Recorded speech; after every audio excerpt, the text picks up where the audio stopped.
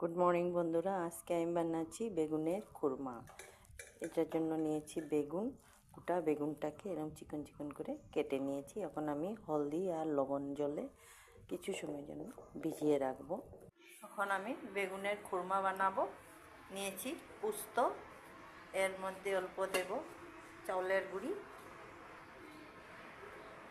মচমচা হওয়ার জন্য দেব অল্প লবণ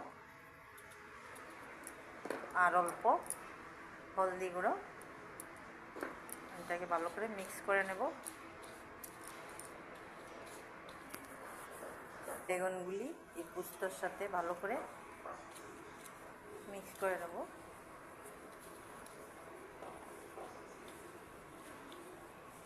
একটা একটা করে তেলে দিয়ে দেব। দিয়ে দিলাম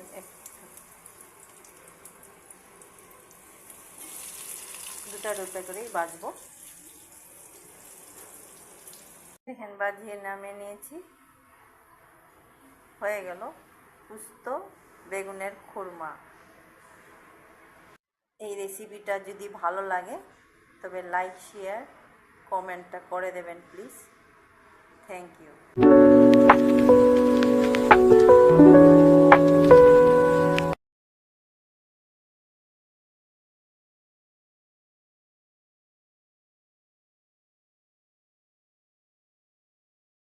গুড মর্নিং বন্ধুরা, আজকে আমি বানাচ্ছি বেগুনের খুরমা। এটার জন্য নিয়েছি বেগুন, গোটা বেগুনটাকে এরকম চিকন চিকন করে কেটে নিয়েছি। এখন আমি হলদি আর লবণ জলে কিছু সময়ের জন্য ভিজিয়ে রাখবো।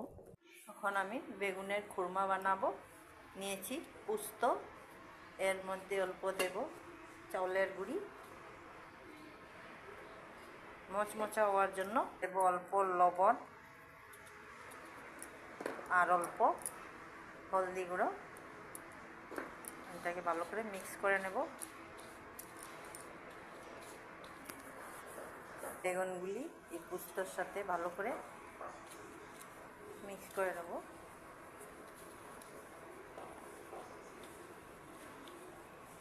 একটা একটা করে তেলে দিয়ে দেব। দিয়ে দিলাম